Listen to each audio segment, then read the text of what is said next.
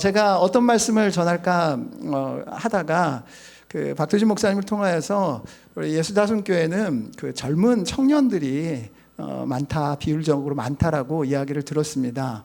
그래서 청년들에게 필요한 말씀이 뭘까? 제가 청년 사역을 오랫동안 했거든요. 그리고 중고등부 청소년 사역도 오래 했고, 담임으로 가기 전까지 제가 그 장년 사역을 한 번도 안 하고 바로 이제 담임을 가기 직전까지 청년 사역을 오랫동안 해서 어떤 말씀을 전할까 하다가 결혼에 대한 말씀을 전해야 되겠다, 가정에 대한 말씀을 전해야 되겠다, 그런 강력한 마음이 들었습니다. 왜냐하면 청년의 때에 신앙 좋은 것 사실 잘 몰라요. 교회에서 봉사 많이 하고 리더로 섬기고 그러할지라도 그게 신앙이 좋은 거냐 잘 모릅니다. 제가 33세에 결혼을 했거든요. 목회자로 33세 결혼을 했는데 그 결혼하기 직전까지 제가 공동체 생활을 15년을 했어요. 그래서 정말 훈련받을 거 다 받고, 그래서 제 스스로 생각하기를, 야, 나는 정말 괜찮은 사람이다, 괜찮은 목회자다. 사랑의 교회에서 대학부를 오랫동안 섬겼거든요. 괜찮은 그러한 그 사역자인 줄 알았어요. 근데 이게 웬걸요? 결혼하고 났더니 제 밑바닥의 본질이 드러나는 거예요. 그래서 제가 고백해서 결혼하고 난 다음에 나는 형편없는 목회자가 아니라 나는 형편없는 사람입니다. 정말 형편없는 사람입니다. 그렇게 고백할 수밖에 없었어요. 이제 청년들 신앙 좋다라는 게 증명되는 게 어디냐면, 결혼할 때에 내가 어떠한 사람과 어떠한 동기를 가지고 결혼하는가, 그게 진짜 신앙 좋음의 나쁨이 드러나는 거예요. 그리고 결혼해서 그 사람과 살아갈 때에 어떠한 마음을 가지고 내가 그 사람을 대하느냐, 그리고 내 자녀들 하나님께서 선물로 주시는데 어떠한 동기를 가지고 어떠한 태도로 내 자녀들을 양육하느냐, 그게 진짜 신앙이에요. 그게 진짜 신앙이라고요. 예배당에 나와가지고 예배 드릴 때에 막 거룩하게 막 이렇게 찬양하고 막 열심히 봉사하고, 이것도 신앙이라 할 수 있지만 진짜 신앙은 결혼을 통하여서 드러납니다. 그래서 먼저 생각해 볼 문제는, 결혼은 선택인가 아니면 필수인가? 여러분 어떻게 생각하세요? 결혼은 선택이에요, 필수예요? 많은 사람들이 결혼에 대한 이야기를 조금 부정적으로 하는 것 같아요. 결혼에 대해서 명사들의 이야기를 들어봐도 부정적인 이야기가 많이 있습니다. 앙리 몬텔라라는 사람은요, 다음과 같이 이야기합니다. 머리가 좋은 남편이란 존재할 수 없는 말이다. 끄덕끄덕거리시는 분들이 있는 것 같아요. 왜냐하면 정말로 머리가 좋은 남자라면 결혼을 안 할 테니까. 리텐베르크라는 사람은요, 연애는 사람의 눈을 멀게 하지만 결혼은 시력을 되돌려준다. 피에르 드페르마라는 사람은 결혼에 대해서 이와 같이 얘기합니다. 결혼이란 인간의 어리석음을 단적으로 보여주는 명쾌한 정리다. 들소코치라는 사람이 다음과 같이 이야기를 합니다. 결혼은 꼴이다. 다만 자살꼴이다. 위대한 철학자 베이컨은 결혼에 대해서 다음과 같이 얘기합니다. 사람은 결혼 후 하루에 7년을 늙는다는 것을 알게 된다. 또 철학자 보들레는 다음과 같이 얘기합니다. 마누라가 죽었다. 야호, 나는 자유다. W.C. 필즈라는 사람은 다음과 같이 얘기합니다. 여자들은 나에게 있어서는 코끼리와 같다. 바라보는 것은 좋아하지만 집에까지 가져오고 싶지는 않다. 결혼에 대한 유머를 살펴봐도 블랙 유머가 많아요. 씁쓸한 유머가 많아요. 어느 비 오는 날 부부가 나란히 걷는 옆으로 차가 지나가다가 물을 흠뻑 튀겼을 때 결혼 1년 차 남편은 다음과 같이 행동한다고 합니다. 온몸으로 그녀를 감싸서 보호합니다. 근데 결혼 2년 차 남편은 어떻게 변하는지 아십니까? 한 팔을 재빨리 들어 가려주는 척 성의만 보입니다. 결혼 10년 차 남편은 어떻게 하느냐? 황급히 그녀를 끌어다가 자기 자신을 보호합니다. 그러니까 결혼에 대해서 이야기해라고 하면 죄다 다 부정적인 이야기들을 참 많이 해요. 결혼한 사람들에게 결혼하지 않은 그러한 친구가 나 결혼해도 돼? 그러면 잠깐 머뭇거립니다. 신혼을 빼고요. 한 5년 차 지난 사람들은 대부분 야, 좀 더 있다 해. 그런 말들을 참 많이 하는 것을 봅니다. 그러니까 결혼에 대해서 죄다 다 부정적인 이야기를 하기 때문에 결혼은 선택이라고 생각하는 경우가 많다라는 거예요. 그러니까 세상 사람들만 그러는 게 아니라 교회에서도 결혼은 선택이야. 네가 해도 되고 안 해도 돼. 그런 가치관을 갖는 경우가 많이 있다는 거예요. 그러면 과연 그럴까요?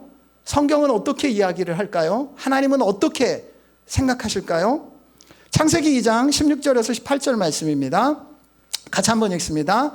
여호와 하나님이 그 사람에게 명하여 이르되 각종 동산 나무의 열매는 내가 임의로 먹되 선악을 알게 하는 나무의 열매는 먹지 말라. 내가 먹는 날에는 반드시 죽으리라 하시니라. 여호와 하나님이 이르시되 사람이 혼자 사는 것이 좋지 아니하니 내가 그를 위하여 돕는 배필을 지으리라 하시니라. 창세기 1장에서 하나님께서 온 우주 만물을 만드세요. 그리고 난 다음에 2장에 보면 안식을 만드신 다음에 에덴 동산에 대해서 묘사를 합니다. 그리고 난 다음에 하나님께서 처음 법이라는 것을 주세요. 그 법이 뭐냐면 선악을 알게 하는 나무 그건 먹으면 너 반드시 죽는다예요. 근데 이 법을 하나님께서 왜 주셨겠습니까? 이 법은요 사실은 하나님께서 사람을 보호하기 위해서 주신 거예요. 사람이 하나님의 형상이잖아요. 그런데 아직은 온전한 하나님의 형상이 아니잖아요. 그렇기 때문에 할 수 있는 것보다 할 수 없는 것들이 많아요. 근데 그걸 모르고 자기가 하나님 된 양 뭐든지 다 해버리면 큰일 나는 거예요. 어린아이 4살짜리 5살짜리 애가 사람이에요 아니에요? 사람이에요 아니에요? 사람이에요? 근데 걔네들이 뭔가 잘못할 때마다 아유 이놈의 자식 언제 사람 되나 40살 먹었어요. 근데 엄마가 그 자식 사고 친 자식을 놓고 뭐라고 얘기해요? 넌 40살 먹었는데 너 언제 이놈아 사람 될래? 엄마 나 사람이에요. 사람이에요 아니에요? 사람인데 사람이 아직 아니에요. 사람 돼야죠. 아담이요 사람으로 하나님의 형상이잖아요. 그 하나님처럼 느껴요. 근데 아직 하나님이 아니에요. 아이가 사람인데 아직 사람이 아니기 때문에 할 수 없는 일이 많아요. 해버리면 애가 큰일 나요. 그래서 어린아이일수록 사람이 안 될수록 어떻게 엄마 아빠가 에이 그거 하지 마라 안 돼 안 돼 이 법이 많잖아요. 아이의 자유를 억압하기 위해서 그래요? 천만의 말씀이에요. 만만의 콩떡 시어머니의 팥떡입니다. 예, 조시는 분이 계셔서 여러분 그 아이를 보호하기 위해서 그래요. 하나님도 보호하기 위해서 이 법을 주신 거예요. 두 번째 하나님께서 이 법을 왜 주셨냐면 아담이 지금 여러분 하나님의 형상이 아직 안 해요. 하나님의 형상 되게 하려면 하나님께서 어떻게 해야 되느냐 하나님과 교제토록 해야죠. 피조물이에요. 창조자하고 어떻게 교제를 해요? 근데 하나님은요 사람은요 사람과 교제할 때 보이는 것이나 보이지 않는 것이나 의식하나 의식하지 않으나 법이라는 게 존재해요. 둘 사이에 교제하려면 그게 에티켓이죠. 매너예요. 공동체적으로 사람들이 서로 교제하기 위해서는 법이라는 게 존재해요. 그걸 잘 지키면 서로 친밀해지는 거예요. 그렇죠? 근데 그걸 깨버리면 어떻게 돼요? 멀어지는 거예요. 하나님께서 선악을 알게 하는 이 법을 주신 것은 뭐냐면 너 피조물로 그치지 않을 거야. 너 나와 같은 존재로 만들 거야. 그러기 위해서는 인격은 인격이 만나야 닮아갑니다. 닮을 수 있어요.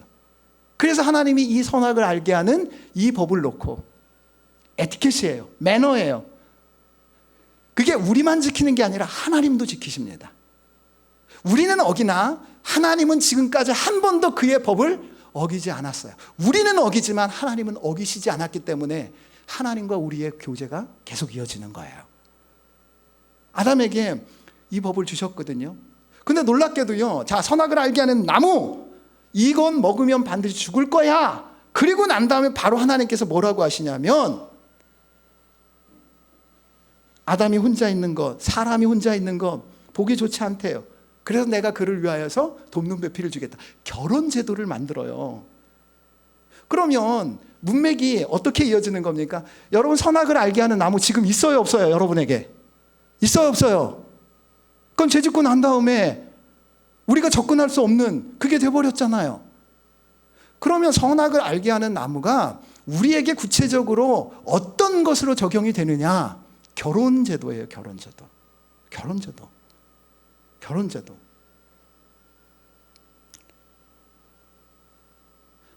여러분, 하나님께서 선악을 알게 하는 나무 먹으면 죽는다 말씀하셨잖아요. 그럼 안 먹으면 어떻게 돼요? 모든 것을 풍성하게 누리는 거예요. 그것처럼 여러분, 결혼이라는 제도 하나님께서 선악을 알게 하는 법으로 주셨어요. 하나님은요, 이 결혼 제도를 만드시고 너 결혼해라. 그러면 네가 생육하고 번성하고 땅에 충만하라. 이 하나님의 복이잖아요. 이 복을 결혼이라는 제도를 통해서 넌 누릴 거야. 그런데 결혼 안 하잖아. 선악을 알게 하는 나무 먹으면 정령 죽으리라 그랬던 것처럼 결혼을 안 하면 너의 삶은 생명력이 없어. 그런 말씀하시는 거예요. 사단은요, 선악을 알게 하는 나무를 먹으면 죽지 않고 하나님처럼 된다고 속여서 먹게 했죠. 지금 사단은요, 우리에게 있는 선악을 알게 하는 나무, 그 결혼이라는 제도, 하나님 만드신 거예요. 사람이 만들었으면 사람이 해도 되고 안 해도 돼요. 근데 하나님이 만드신 거예요. 그 하나님이 만드신 제도를, 야, 결혼을 네가 하잖아? 그러면 굉장히 넌 불편하게 될 거야. 불행하게 될 거야. 하나님이 복을 주시기는커녕 그 복마저 다 빼앗길 거다. 그러니까 너 결혼하지 마. 차라리 혼자 사는 게 편해. 행복할 수 있어. 할렐루야. 그렇게 속인다니까요. 사단 거짓말 한다니까요. 그래서 온통 사람들이 어떻게 생각해요? 아, 결혼은 내 의지로 내가 선택할 수 있는 거다. 그렇게 생각해요. 잘못된 가치가. 심지어는 교회에 있는 사람들조차도 결혼이라는 거는 선택할 수 있는 것이라 생각해요. 필수라고 생각하지 않아요. 결혼 안 하는 건, 제가 말씀드립니다. 저도 굉장히 이 말을 하면서 인간적으로는 불편합니다. 선악과를 따먹는 불순종의 죄와 같습니다. 결론은. 잠언 14장 4절 말씀을 한번 보겠습니다. 같이 읽겠습니다. 소가 없으면 구유는 깨끗하려니와 소의 힘으로 얻는 것이 많으니라. 소 한번 키워보셨어요? 소고기 먹기 위해서 여러분, 소를 키우잖아요. 소 염을 먹이는데 이놈은 거는 위가 4개예요. 하루 종일 처먹어요. 그거 소염을 대려고 하면은 얼마나 힘든지 몰라요. 얼마나 또 변은요, 한번 보면 뭐 입담합니다. 그거 말려가지고 태우면 하루 종일 탑니다. 그 정도예요. 그러니까 소 구유 얼마나 지저분하겠어요. 소 키우려면 얼마나 힘들겠어요. 불편하겠어요. 그래가지고요, 소를 안 키우잖아요. 그럼 소를 통해서 얻을 수 있는 게 없어요. 불편하지만, 더럽지만 소를 키우잖아요. 그럼 그 불편함과 더러움을 완전히 상쇄하고도 남을 풍성한 것들을 누릴 수 있는 거예요. 결혼도 마찬가지예요. 결혼하잖아요. 어르신들께 죄송합니다. 그 젊은 사람 표현으로 열나 불편합니다. 너무너무 불편해요. 나 혼자 있을 땐 내가 하고 싶으면 하고 하기 싫으면 안 해도 돼요. 내가 먹고 싶은 거 먹으면 되고 먹기 싫으면 안 먹어도 돼요. 근데 결혼하잖아요. 내가 먹고 싶은 것도 옆에 있는 사람이 난 그거 싫어 오빠 그러면 못 먹어요. 자식들 나봐요. 내가 먹고 싶은 거 하고 싶은 거 할 수 있나? 얼마나 불편한데요. 그런데 그렇게 불편해도요, 결혼하잖아요. 그러면 그 모든 불편함, 어려움을 넘는 하나님의 풍성한 축복, 그것이 있다고요. 아멘. 아직까지 저 인간이 뭔 말을 하나 막 그러시는 것 같아요. 잠언 18장 22절 말씀입니다. 같이 한번 읽겠습니다. 아내를 얻는 자는 복을 얻고 여호와께 은총을 받는 자니라. 이게 아내가 남편도 똑같죠. 이 말은 뭐예요? 결혼을 하면 복을 얻은 사람이에요. 이미 복을 얻은, 결혼을 안 했으면 복을 얻은 사람이 아니죠. 결혼을 했으면 여호와의 은총을 받은 사람이에요. 근데 결혼을 안 했으면 여호와의 은총이 없는 사람이에요. 아무리 내가 뭐 이 세상에서 그냥 뭐 잘났고 그런 어떤 위치에 있고 풍성하게 살아도요, 여호와의 은총이 없으면 그건 저주받은 거잖아요. 하나님의 말씀이 이렇게 이야기를 합니다. 이미 결혼하신 분들은 여호와의 은총이 풍성하게 있는 줄 믿습니다. 아멘을 안 하시는, 결혼 생활이 좀 힘드신가 봐요. 예, 결혼 힘든 거 맞아요. 그러나 하나님께서 분명히 말씀하십니다. 결혼한 사람 너희들은 복이 있다, 은총이 있다, 그렇게 말씀하십니다. 우리 옛말에도 상투를 틀어야 뭐다? 어른이다라는 말이 있어요. 그 말은 결혼을 안 하잖아요. 그럼 어른이 아니라는 거예요. 어른이 아니라는 거예요. 아무리 그 사람이 세상에서 높은 지위를 갖고 있고 공부를 많이 해가지고 똑똑한 것 같아도 결혼을 안 했으면 애나 다름이 없다는 거예요. 요즘 어떻습니까? 결혼이 늦어지죠. 결혼 안 하죠. 그러니까 온통 애 늙은이가 다 돌아다니고 있는 거 아세요?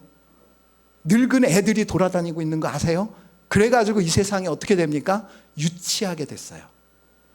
옛날에는요, 못 먹고 못 살아도 어른들이 많았기 때문에 굉장히 진지하고 굉장히 질서 있는 그런 사회 같았어요. 근데 요즘에는 어때요? 전 세계적으로 결혼 안 한 애들이 많이 돌아다녀요. 늙은 애들이. 그래서 유치해요. 그리고 폰도 아이폰을 사용해요. 죄송합니다. 결혼 선택이 아니라 필수예요. 여러분, 하나님과 우리 관계도 하나님께서 어떻게 표현을 많이 하시냐면 하나님이 신랑이야, 예수님이 신랑이에요. 그리고 우리를 신부라고 말씀하세요. 그러니까 결혼을 안 하잖아요. 신랑 신부가 되지 않으면 하나님과의 관계가 어떠한지를 맛볼 수가 없는 거예요. 그러므로 결혼이 정말 중요합니다. 그리고 반드시 해야 합니다. 사람들은요, 내가 편하게 살기 위하여서, 내 마음대로 살기 위하여서 결혼을 안 하려고 그래요. 그럼 여러분, 편하게 살고 내 마음대로 살려고 하면 왜 사람으로 태어났어요? 편하게 살려면은요, 사람으로 태어나지 말고 개나 고양이로 태어나시는 게 좋습니다. 개팔자 상팔자예요, 요즘에. 아시겠어요? 사람으로 태어나가지고 뭐 칠포 막 이래가지고 막 너무 겁나 어렵게 살잖아요. 근데 개나 고양이로 요즘 세대에 태어나면은요, 저는요, 이게 요즘에 유모차 몰고 다니는 게, 나 그 정말 예쁜 애기 보려고 딱 가면 끔찍해. 대우받잖아요. 개들도요, 복날만 피하면 개팔자 진짜 상팔자 되잖아요. 그럼 개나 고양이로 태어나지 왜 사람으로 태어났어요?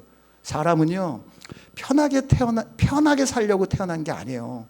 사람은 하나님께서 주신 그 목적, 의미를 제대로 인생에서 살아내려고 사람으로 태어난 거예요. 그래서 사람으로 태어난 게 어려워요. 힘들어요. 여러분, 근데 오해하지 마십시오. 결혼을 못하는 것과 안 하는 것은 차이가 있죠. 결혼을 나의 편의를 위하여서 안 하려고 하는 것은 불순종이에요. 내 의지가 들어가는 거죠. 안 하려고 하는 건. 하나님은 반드시 해라 그랬는데 안 하려고 하는 건, 내 편리함을 위하여서, 내 행복을 위하여서 안 하려고 하는 건, 그건 불순종하는 거예요. 그런데 결혼을 정말 하려고 해요. 하나님의 말씀에 순종해서 결혼하려고 하는데 시대가 결혼하기가 너무 힘들어졌잖아. 나는 하고자 하는데 나를 선택해 줄 인간이 없네. 그래가지고 못하는 경우도 있잖아요. 여러분, 그건 다른 거죠. 결혼을 하면 내가 행복해질 거야, 그렇게 결혼을 하잖아요. 그건 잘못된 거예요. 근데 하나님께서 왜 나에게 결혼하라고 하셨지? 하나님께서 주신 결혼의 목적이 있어요. 그 목적에 따라 내가 결혼하면 희생해야 될 게 너무 많아요. 포기해야 될 게 너무 많아요. 근데 하나님의 명령이니까 나는 결혼할 거야. 그러다가 못할 수 있잖아요. 그때는 이렇게 생각하시면 돼요. 하나님께서 결혼하는 목적보다 더 큰 목적을 위하여서 하나님께서 나를 결혼시키지 않는구나. 그래서 결혼 못했다고 해가지고 막 기죽고 돌아다니고 나는 뭔가 루저 같아, 그렇게 생각하실 필요는 없어요. 정말. 아시겠어요? 보시면 예수님 결혼 안 했어요? 못했어요? 안 했어요? 못했어요? 알 수가 없죠. 그러나 예수님 결혼을 안 하셨잖아요. 못 하셨잖아요. 왜요? 예수님은요, 결혼보다도 더 큰 목적을 갖고 이 땅에 오셨거든요. 우리의 모든 사람들을 위하여서 우리의 죄를 짊어지고 십자가를 지십니다. 그래서 구원자의 역할을 하시기 위해서 오신 거잖아요. 사도 바울 스스로 보좌됐다고, 스스로 보좌됐다고요. 그는요, 결혼 때문에 못했기 때문에 나는 루저야, 그런 생각, 나는 루저야. 사도 바울은요, 이방인에게 복음을 전하는 더 위대한 목적, 사명, 그 의미를 위하여서 스스로 결혼을 안 한 거죠. 못하기도 했고 못생겨서.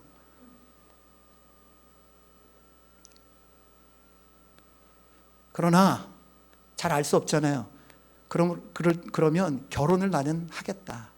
그러면 하나님께서 있죠, 어느 순간 기회를 주세요. 그 기회가 어떻게 찾아오냐면 누군가 나를 좋아해 주는 거예요.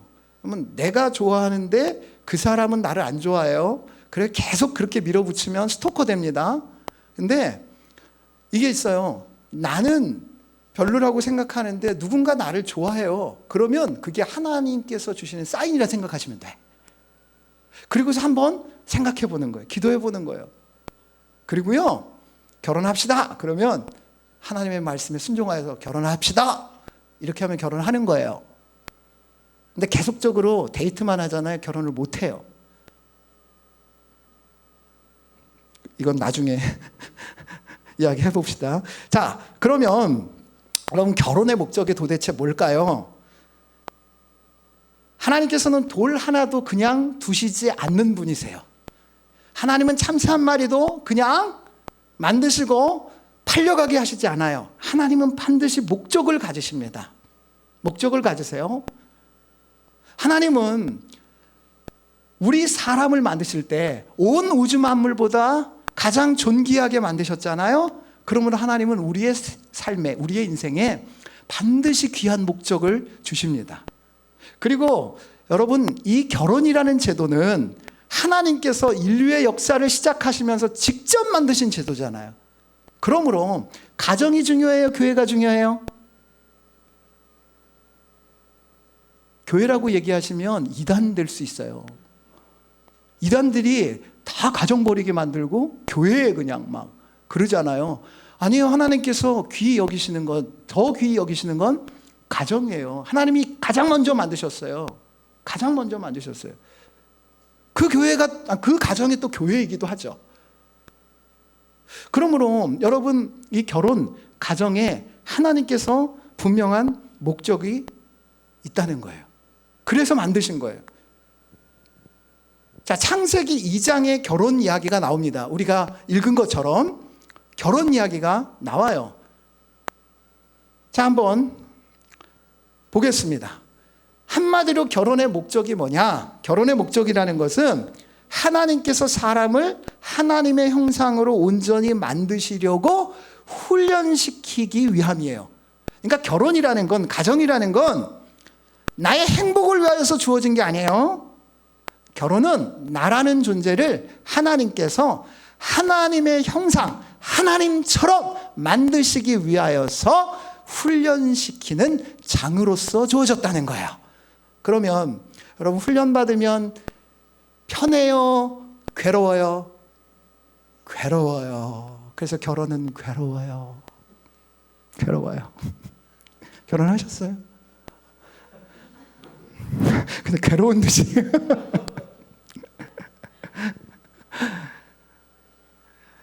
그러니까 여러분, 결혼이라는 건 하나님께서 만드셨잖아요. 그렇기 때문에 하나님께서 목적하신 그게 뭔지를 알고 결혼을 해야 합니다. 근데 실질적으로 이 결혼이라는 것 사람이 만든 게 아니잖아요. 하나님이 만들었잖아요.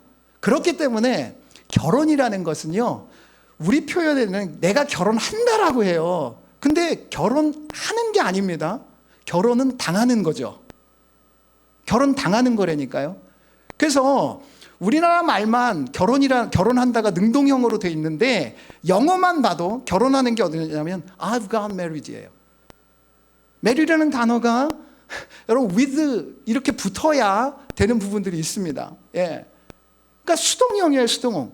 그러니까 결혼을 당하는 거죠. 그러니까 결혼을 당하기 때문에 결혼 생활하는 나는 힘들어요. 근데 결혼시키신 분은 그 목적을 이루고 계시기 때문에 해피하세요. 해피하세요. 정말. 여러분, 결혼을 내가 당한다라는 것 자체가 어떻게 알 수 있냐면 확률적으로도 한번 보세요. 여러분이 누군가 만나서 결혼을 하려고 하면 이 지구상의 인구가 75억 명이래요. 그럼 75억 명의 인구 중에 그 사람 만나야 되잖아요. 그럼 그 사람도 나를 만날 확률, 양쪽의 확률을 생각해 보면 150억 분의 1이야. 그럼 두 사람이 만났는데 만나는 확률이 150억 분의 1이에요. 근데 그 두 사람이 만나서 서로 사랑할 확률, 나는 사랑하는데 그 사람 안 할 수 있고, 그렇죠? 둘 다 사랑해야 되잖아요. 그리고 사랑한 다음에 일정 기간이 지나야 이제 결혼을 할 수 있는 거 아니에요. 그 다음에 우리 둘만 좋으면 결혼하나요? 아니잖아. 우리나라 같은 건 양가의 어르신들이 다 동의를 해주셔야 돼요. 그러면 여러분, 결혼할 확률이라는 것 자체가 번개에 맞아서 죽을 확률, 로또에 맞을 확률보다 희박합니다. 근데 내가 한다고 한 거라고요? 아니요. 결혼 당하는 거지. 당하는 거지. 이해가 되세요? 자, 그러면 여러분, 결혼의 목적이 뭘지 말씀을 살펴볼게요. 창세기 2장 18절 말씀입니다. 같이 한번 읽습니다. 같이 읽습니다. 시작. 여호와 하나님이 이르시되 사람이 혼자 사는 것이 좋지 아니하니 내가 그를 위하여 돕는 배필을 지으리라 하시니라. 여러분, 창세기 1장에 6일 동안 하나님께서 온 우주 만물을 창조하세요. 그리고 난 다음에 계속적으로 보시기 좋다라는 표현을 써요. 그 말은 뭐냐? 하나님이 의도한 대로 목적대로 나왔기 때문에 보기가 좋은 거죠. 그렇죠? 뭔가 보기가 좋은 건 내가 뭘 만들어 놓고 보기가 좋은 건 그런 거잖아요. 그렇죠? 근데 놀랍게도요, 둘째 날에 하늘을 만드세요. 궁창. 이게 스카이 하늘을 만드시는데 그 스카이 하늘을 만드시고 밑에 바다를 만든 다음에는 하나님께서 보기 좋은지 안 좋은지 언급이 없어요. 그 말은 뭐야? 보기 안 좋다고 하면은 망친 건데 보기 좋은지 안 좋은지 언급이 없다는 말은 이 하늘 스카이가 그대로 있지 아니하고 뭔가 또 다른 걸로 바뀔 수 있겠구나. 프로세스라는 거죠. 이게 새 하늘로 나중에 바뀝니다. 그때 보시기 좋아요. 그래서 하늘은 스카이가, 성경에는 하늘이 스카이, 물리적인 하늘뿐만 아니라 헤븐, 예수님이 하늘로부터 왔다 그래. 헤븐, 그 새 하늘, 그게 있습니다. 그 다음에 일곱 번째 날에 안식을 만드세요. 안식은 유대인의 개념에 땅에서 이루어지는 겁니다. 그래서 의인은 영원히 이 땅에 거하지만 악인은 이 땅에서 끊쳐집니다. 그게 구약의 사상이에요. 그러면 보세요. 셋째 날 땅을 만드시고 하나님이 땅, 이거는 물리적인 땅이에요. 보시기에 좋아요. 하나님의 목적대로 나온 거죠. 물리적인 땅은. 그런데 안식의 땅은 보기 좋은지 아닌지 언급이 없어요. 그리고 저녁이 되면 아침이 되는 이는 7번째 날이라. 이게 클로징 멘트라고 그래요. 근데 그 말도 없어. 나머지는 다 있는데. 그 말은 뭐냐? 자, 물리적인 땅은 완성이 됐지만 그 땅은 그대로 있지 아니하고 새 땅으로 되어질 거야. 안식의 땅을 위하여. 자, 새 하늘과 새 땅을 위하여서 하나님께서 지금도 졸지도 주무시지도 아니고 일하고 계시죠. 그렇죠? 그 땅에 누가 거해요? 하나님을 닮은 하나님의 형상인. 여러분, 하나님의 나라는 하나님만이 거할 수 있는 곳이에요. 근데 그곳에 우리 모두가 다 피조물이지만 거할 수 있는 방법이 뭐냐? 그 하나님을 닮으면 돼요. 하나님이 되어지면 돼요. 하나님은 우리를 피조물로 그냥 두시는 것이 아니라 하나님처럼 만드시기를 원하세요. 우리 하나님의 형상으로 만들어졌잖아요. 하나님의 형상은 뭐예요? 하나님이시잖아요. 여러분 보면 6번째 날까지 아담을 다 만들어 놓고 보시기에 심히 좋았다. 의도대로 나온 거죠. 목적대로 나온 거죠. 근데 본문에 딱 보니까 뭐라고 돼 있어요? 여호와 하나님이 이르시되 아담, 사람이 혼자 있는 것이 사는 것이 좋지 아니하니. 이 말은 뭐예요? 좋지 않다라는 건 목적대로 안 나왔네 아직. 망친 거예요? 망친 거 아니라고 그랬잖아요. 앞에 보면 하나님이 의도가 있어서 하늘과 땅을 남겨두셨다고 했잖아요. 사람, 여러분 피조물로 주시는 게 하나님의 목적이 아니에요. 너 내 형상으로 만들어졌잖아. 그러면 내가 돼야지. 내가 돼야지. 그래서 하나님께서 만드신 게 뭐냐? 너 나를 만들기 위하여서 내가 결혼이라는 이 훈련의 장을 줄게. 말씀하십니다. 그럼 사단은요, 선악을 알게 하는 나무 그거 따먹으면 너 바로 하나님 될 거야. 그건 거짓말이에요. 하나님은 어떻게 약속하시냐면 선악을 알게 하는 나무 따먹지 말고 너 나와 교제하자. 교제를 통하여서 넌 내 형상이 될 거야. 그렇게 약속하세요. 그래서 하나님께서 결혼이라는 제도를 만드시는 거예요.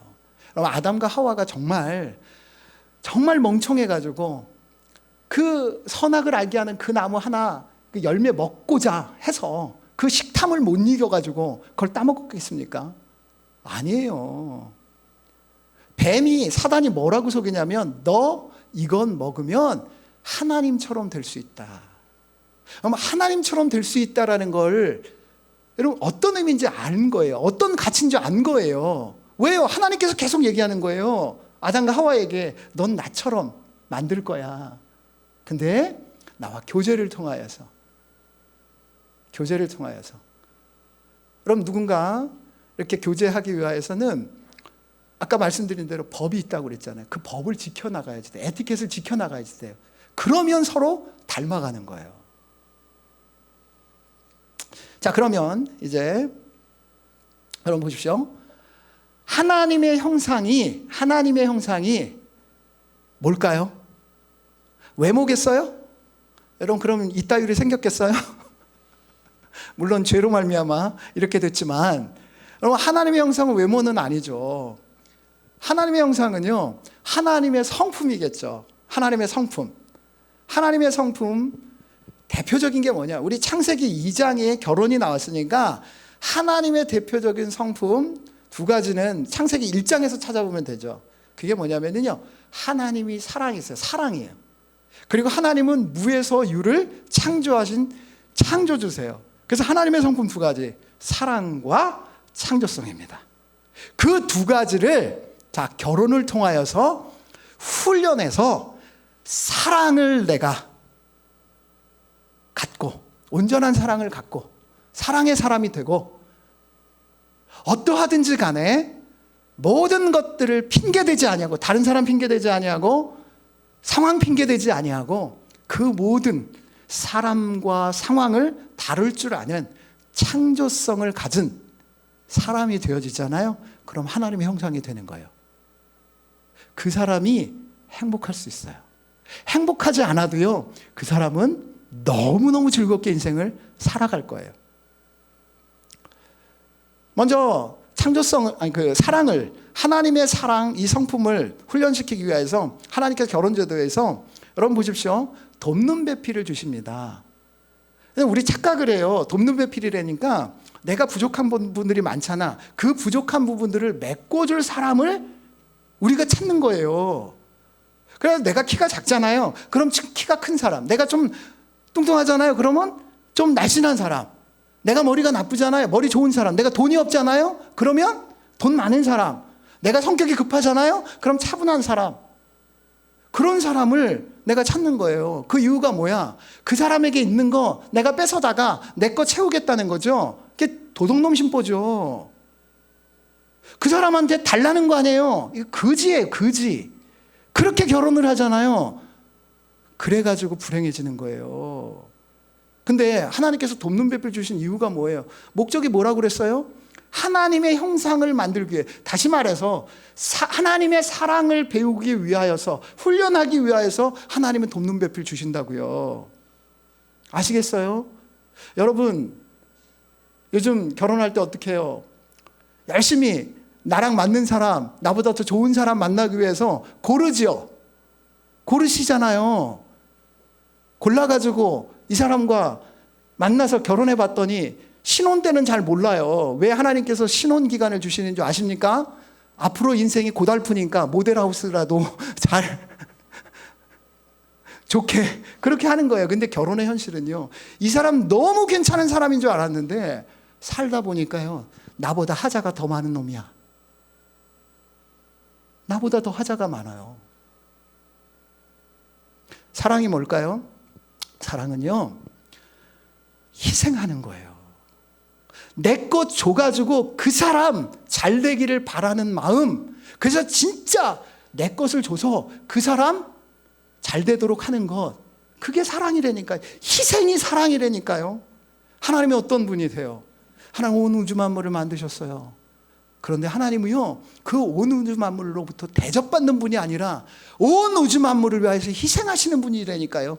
특별히 우리 사람을 위하여서 더 섬기시고 희생하는 분이에요. 그분은 졸지도 주무시지도 아니하시고 지금도 일하고 계세요. 희생하시는 분이에요. 그래서 가장 기쁘신 분이에요. 여러분, 연애할 때, 처음 연애할 때 한번 생각을 해보세요. 연애할 때 어떠셨어요? 맨날이요, 나 뭐 먹을까? 나 뭐 할까? 나 어떻게 지내는 게 재밌는 걸까? 이런 것만 생각해. 나만 생각해, 나만. 그런데 어느 날 갑자기 누군가를 보았는데요, 그 사람이 마음에 확 들어와. 그러면 나에게 해준 것 없는데 그냥 좋아. 그래가지고 늘 생각하는 게 뭐냐면, 그 사람이 뭐 먹으면 좋아할까? 그 사람에게 뭘 주면 좋아할까? 그 사람과 뭘 하면 그 사람이 좋아할까? 온통 그 사람 생각해요. 타인 생각해요. 이건 미친 거죠. 그렇죠?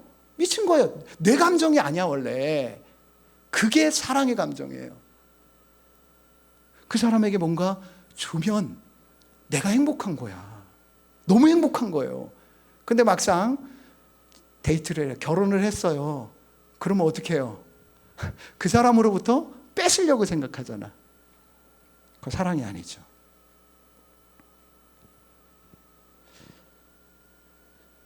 여러분, 결혼을 해서 한 배우자를 평생 동안 그가 어떠하든지 그가 잘 되도록 하기 위해서 내가 희생을 하는 것, 그것이 정말로 사랑하는 거고 사랑을 훈련하는 거예요. 자식을 낳잖아요.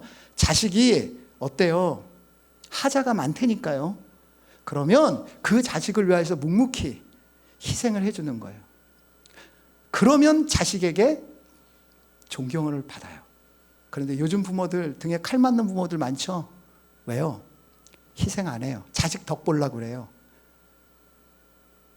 그냥 모질게 돼요. 그러면 안 됩니다. 그냥 희생하는 거예요.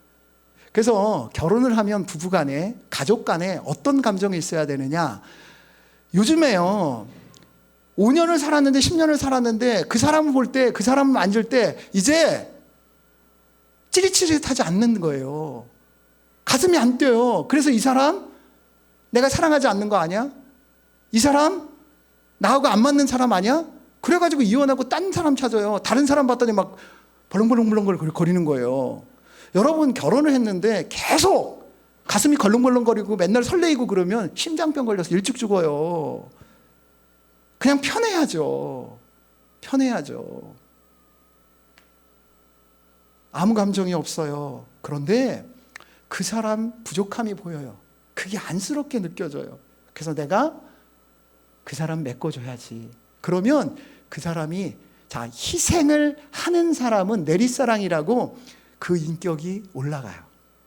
그러면 희생을 받는 사람은 그 사람을 향하여서 존경하게 되죠. 그래서 부부간의 정상적인 감정은 존경하는 거예요. 존경하는 거예요. 서로. 그럼 부모들이 자식에게 왜 무시를 받는지 아십니까? 자식들은요, 어려서부터 이제 저절로 자라면서 성장하잖아요. 근데 부모들은 그대로 있잖아요. 그래서 무시를 받는 거예요. 여러분, 계속적으로 희생하셔야 합니다. 그게 하나님의 사랑을 훈련하는 거예요. 두 번째, 하나님의 성품이 창조성이에요. 창조성. 자, 여러분 보세요. 하나님이 참 이상하세요. 논리적으로 보면 원숭이로부터 만들어졌으면 이게 뭐가 돼야 돼요? 원숭이 2가 돼야 되죠.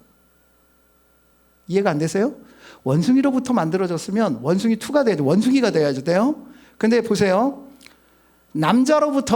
하나님이 남자로부터 뭔가를 만들었으면 이게 남자 2가 돼야 논리적으로 맞잖아요.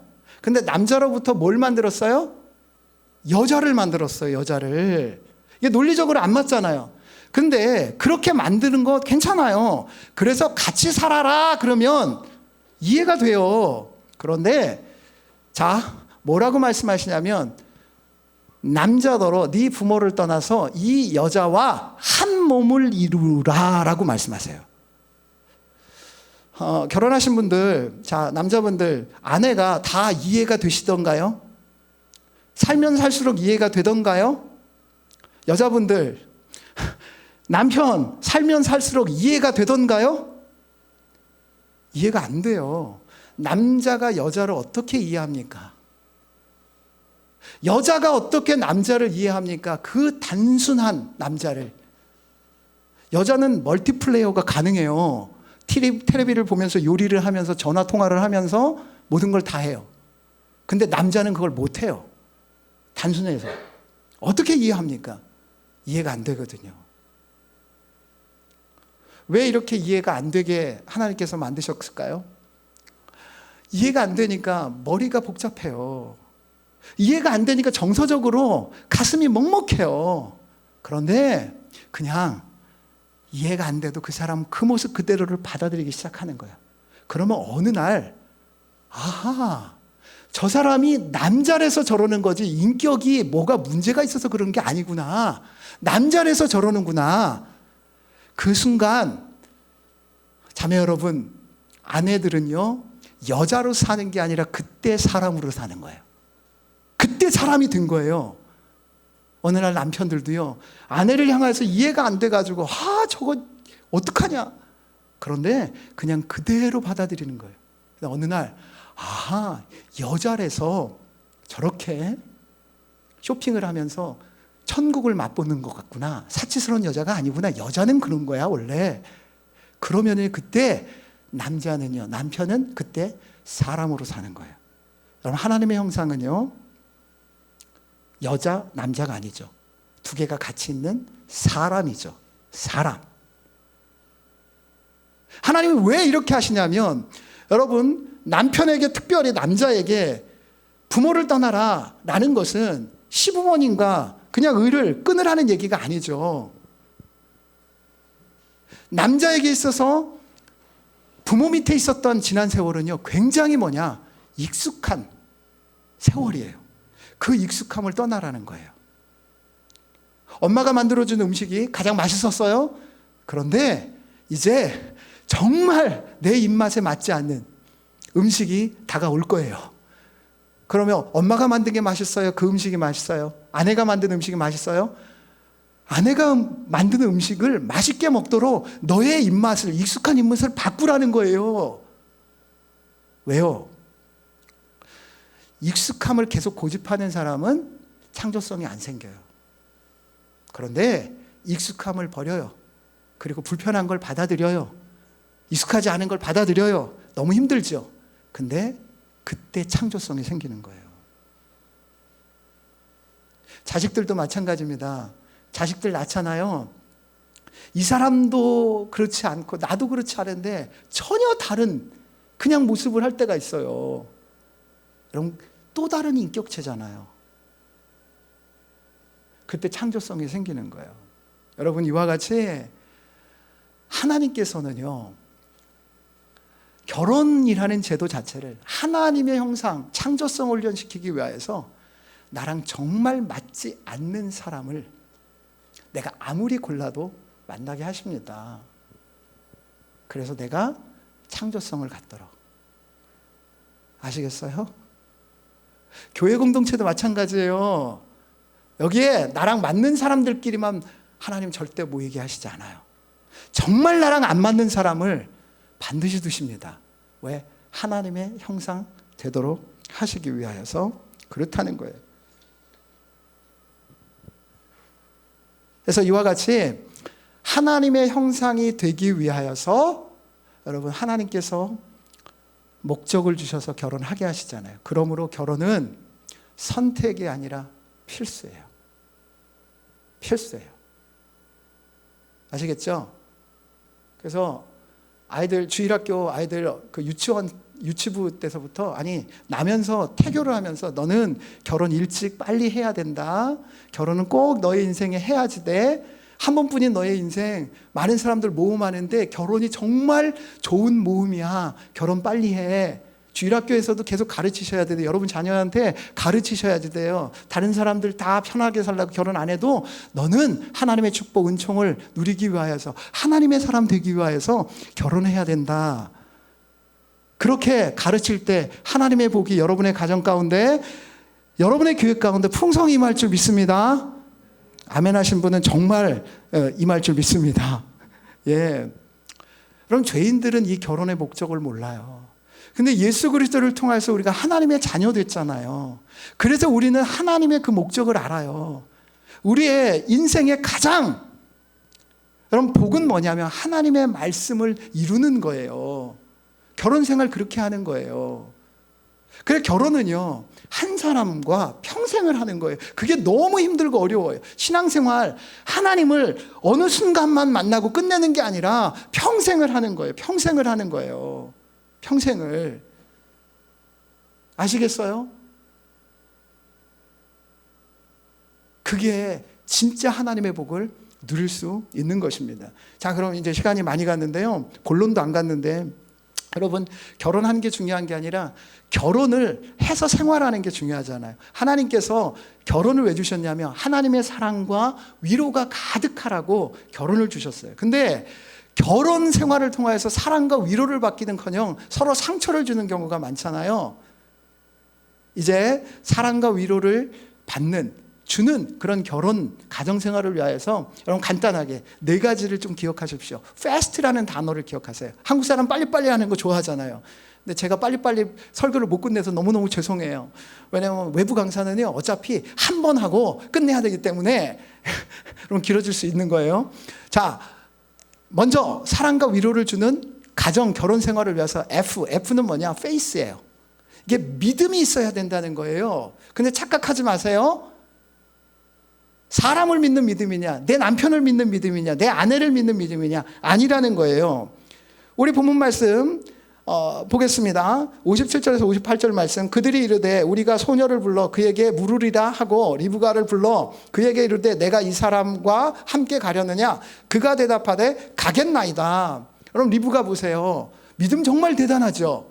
이삭을 봤어요, 안 봤어요? 못 본 상태잖아. 근데 종이 가겠습니까? 결혼하겠습니까? 그랬더니 가겠다고 하잖아요. 그 집안이 정말 힘들어서 그랬을까요? 그래서 도망가고 싶어서 그랬을까요? 아니라고 봐요. 그럼 알지 못하는데, 여러분, 리브가가 결혼하겠다고 나서는 것은 어떤 의미가 있습니까? 정말 믿음이 있기 때문에 그래요. 어떤 믿음이요? 사람을 믿는 믿음이요? 나도 나를 못 믿는데 어떻게 내 남편을 믿고 내 아내를 믿어요? 오빠 한번 믿어봐. 그랬다가 발등에 도끼로 찍히신 분들 많잖아요. 저도 제 아내의 찍었습니다. 오빠 한번 믿어봐. 뭘 믿어요? 나도 나를 못 믿겠는데. 여러분, 여기서 믿음은요, 하나님을 향한 믿음이에요. 말씀드렸잖아요. 결혼 하나님이 시키신다고요. 그럼 내가 배우자를 고른 것 같지만 하나님께서 주신 거라니까요. 나는 실수할 수 있어요. 그런데 하나님 그분은 절대 실수 안 하는 분이세요. 내가 골라가지고 실수 같은 배우자를 만났어요. 내 가족 구성원들 보면은요, 하나같이 왜 우리 가족들은 이래? 엄친 딸은 다 남의 새끼잖아요. 그래서 믿음이 사라지죠. 그때 믿음이 있어야 돼요. 하나님 그분은 절대 실수 없는 분이야. 가장 좋은 적합한 배우자를 하나님께서 나에게 주셨어. 그 믿음을 가지고 여러분 결혼 생활을 하는 거예요. 가정 생활을 하는 거예요. 공동체도 마찬가지예요. 여기 있는 모든 사람들, 하나님께서 지금 나에게 이 순간 가장 적합한 사람을 주셨어. 그 생각을 가지세요. 그 믿음을 가지세요. 히딩크 감독이 박지성 선수를 월드컵 때 뽑았을 때에 다 욕했어요. 근데 히딩크 감독은 다른 사람들보다 축구를 더 잘 보는 전문가예요. 그 사람이 맞았잖아요. 하나님은 우리를 가장 잘 아세요. 그분은 실수 없습니다. 그분을 향한 믿음이 있으면 서로 믿을 수 있죠. 하나님이 보내주신 사람이니까 이 사람이 어떠한 일을 해도 그 사람 믿을 수 있는 거예요. 내 아내, 내 아이들, 엄마 아빠를 믿을 수 있는 거예요. 그러면 사랑과 위로가 풍성하게 있을 것입니다. 두 번째, 여러분 A죠. 패스트 A. A가 뭐예요? A증이에요. A증은 나이가 들어간다는 뜻도 있지만 이게 성장하다, 성숙하다라는 뜻이 있어요. 영적으로, 인격적으로 성장해야 된다는 거예요. 여러분 창세기 24장 63절 말씀입니다. 같이 읽습니다. 이삭이 저물 때에 들에 나가 묵상하다가 눈을 들어보매 낙타들이 오는지라. 상대방에게 위로를 받는 것은 한계가 있습니다. 내가 컨디션 좋으면 내가 위로를 해줄 수 있고 사랑을 해줄 수 있어요. 근데 그 사람도 너무 안 좋아요. 그때 내가 위로를 받고자 하면 어떻게 서로 싸울 수밖에 없어요. 갈등이 있을 수밖에 없어요. 그러므로 그 사람이 나에게 위로와 사랑을 요구할 때 언제든지 줄 수 있는 그런 큰 사람이 되면 되는 거죠. 그러려면 여러분 결혼은 시작입니다. 그래서 결혼이 영어로 웨딩 ing예요. 시작한 거예요. 그때서부터 뭐 해야지 돼요? 계속 성장을 해야죠. 근데 결혼해서도 성장을 안 해요. 말씀드린 대로 그냥 그대로 있어요. 그러면 안 돼요. 계속 성장을 해야 여러분이 정말 사랑과 위로를 줄 수 있고 사랑과 위로를 내가 받을 수 있는 그런 가정을 만들 수 있다는 거예요. 그럼 성장하려면 내가 공부하고 애쓰고 노력해야 됩니까? 그렇다고 다 성장해요? 물론 일정 성장해요. 근데 진짜 성장은요, 이런 거에 부자가 되려면은요, 책 많이 읽고 그런다고 부자 안 돼요. 정말 부자가 되려고 하면은요, 부자를 만나서 교제하잖아요. 그럼 그 수준까지 어느 순간 가 있어요. 똑같습니다. 영적으로 인격적으로 성장하려면 어떻게 해야 되느냐? 여러분 하나님 그분과 교제해야죠. 그분이 영적으로 인격적으로 가장 온전한 분이니까. 그럼 이삭이 어떻게 합니까? 남들 다 하시고 싶을 때에 그는 저녁에 한적한 곳에 가가지고 묵상을 해요. 묵상이 뭐예요? 하나님 그분과 교제하는 거죠. 그분을 만나는 거예요. 결혼 아직 안 하신 분들이 있으면 반드시 자매들은요 이렇게 묵상을 하는 하나님과 교제를 하는 그런 남자를 만나십시오. 그러면 성공이에요. 그런 자매를 반드시 만나십시오. 그런 사위와 며느리를 보십시오. 그러면 정말 성공한 거예요. 그리고 여러분들의 가족들 모두가 하나님과의 교제하는 이 묵상이 끊어졌으면 여러분 사랑과 위로가 아니라 상처를 주는 그런 가정으로 바뀔 수밖에 없어요. 다시 여러분 묵상을 회복하십시오. 회복하십시오. 회복하세요. 세 번째 S, 사이트입니다. seeing, 바라보는 거, 시선이에요.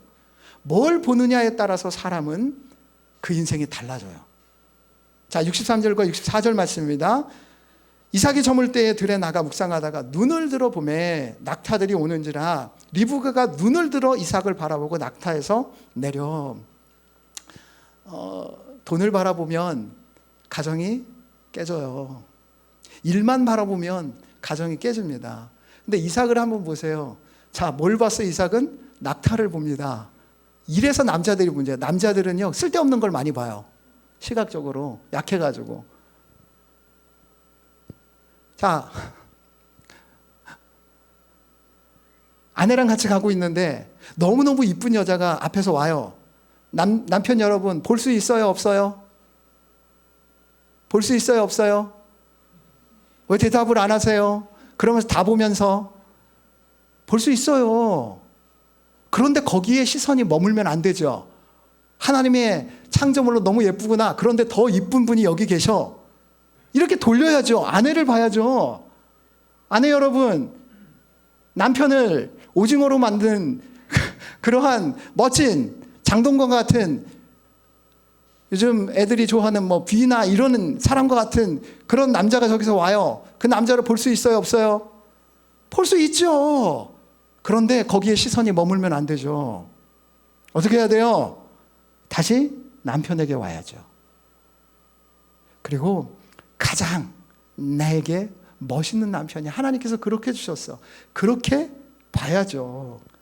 하나님 우리를 어떻게 보십니까? 보시기에 좋았더라라고 보시잖아요. 하나님은 스바냐 3장 17절에 보면 우리를 어떻게, 죄인된 우리를 어떻게 보십니까? 여러분 보세요. 너희 하나님 여호와가 너희 가운데 계시니 그는 구원을 베푸실 전능자시라. 그가 너로 말미암아 기쁨을 이기지 못하시며 너를 잠잠히 사랑하시며 너로 말미암아 즐거이 부르며 기뻐하시리라 하리라. 우리가 죄인이에요. 그런데 하나님은 우리를 보시면서 기뻐하고 즐거워하세요. 사랑의 시선으로 보세요. 신앙은 딴 것 아니에요. 하나님이 나를, 죄인이지만 나를 지금 그렇게 보신다.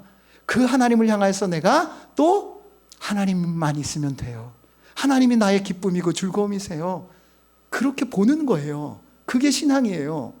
여러분, 가족들을 서로 바라볼 때에 때때로 나에게 잘못할 때가 있죠. 그럼에도 불구하고 당신은, 너는 나에게서 기쁨이야, 즐거움이야.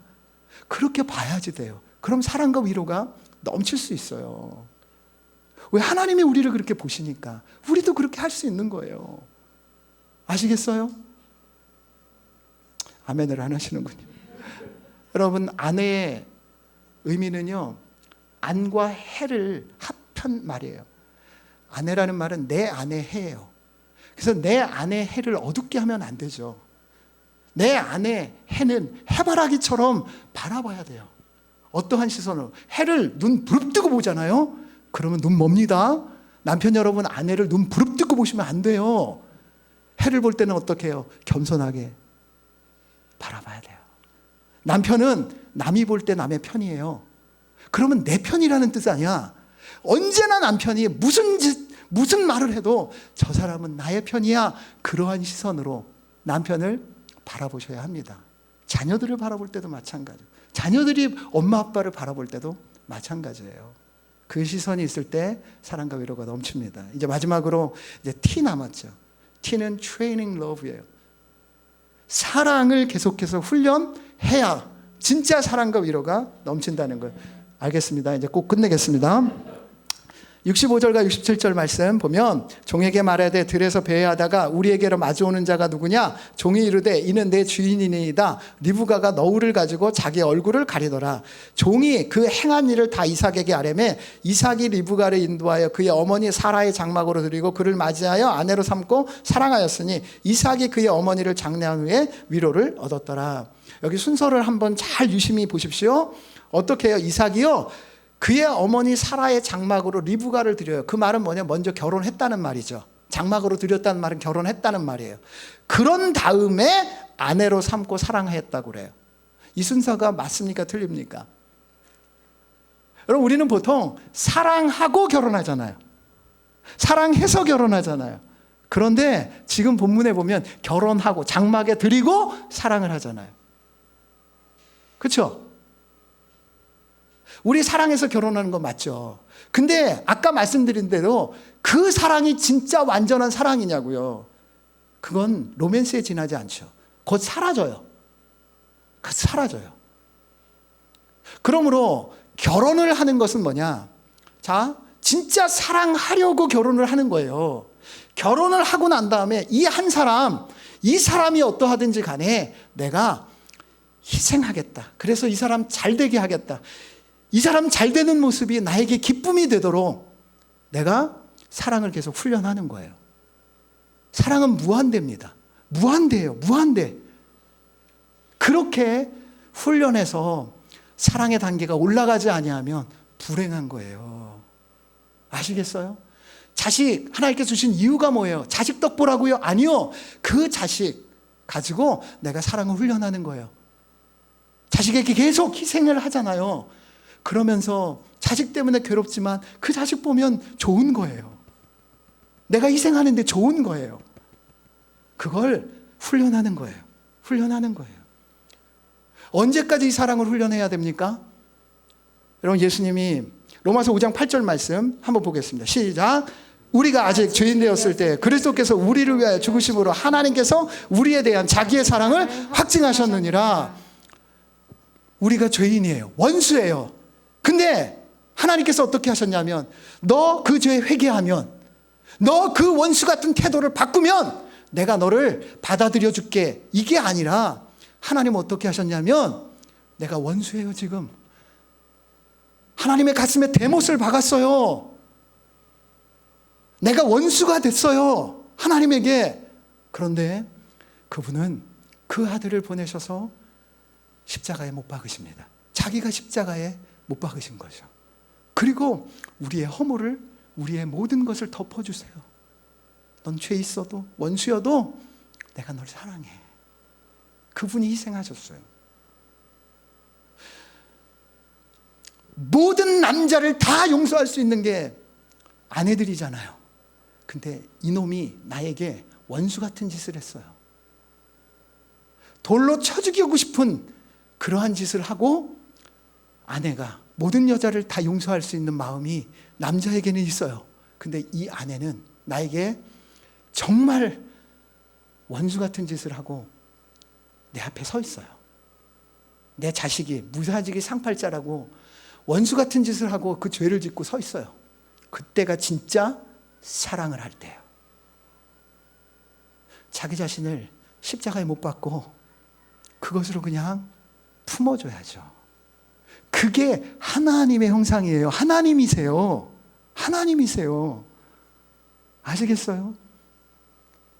그렇게 되면 여러분의 가정이 사랑과 위로가 풍성하게 될 것입니다. 진짜 사랑은요, 너울로 자기 자신을 가리는 거예요. 그 말은 뭐예요? 내 앞에 있는 가족들, 남편, 아내는 나보다 높은 분입니다. 나는 내 얼굴을 들 수 없을 정도로 초라한 종입니다. 당신을 섬기겠습니다. 이게 진짜 사랑하는 거예요. 너울을 덮는다라는 표현은요, 사람마다 다 감추고 싶은 비밀이 있어요. 허물이 있어요. 그거를 들춰내는 것이 아니라 그 가려진 채로 그대로 두는 거예요. 그리고 내가 덮어주는 거예요. 하나님은 우리의 죄를 들춰내시지 않으세요. 그 보혈로 덮어주세요. 그럴 때 사랑과 위로가 정말 풍성하게 되는 것입니다. 이제 말씀을 정리하겠습니다. 하나님께서는 여러분을요, 그냥 피조물로 두시고 그가 그 피조물을 잘하는지 못하는지 보고 잘하면 좋아하시고 못하면 벌을 주고 그런 정도로 끝내시는 분이 아니시라. 하나님은 피조물이에요. 우리를 그의 백성으로 만드십니다. 아브라함을 통해서 백성으로 만드세요. 그리고 백성으로 그치는 것이 아니라 예수 그리스도를 통해서 하나님의 아들, 딸로 만드십니다. 그래서 모든 걸 상속해 주시죠. 근데 하나님의 사랑이 얼마나 놀랍냐면 그것으로 그치는 것이 아니라 너는 내 아들, 딸로 그냥 그치는 게 아니라 너는 내가 돼야지 돼. 너는 내가 돼야지 돼. 정말 너는 내가 돼야지 돼. 그래서 그분이 다시 오시면 우리가 그와 같을 줄 아는 것, 그분으로 만들어 가세요.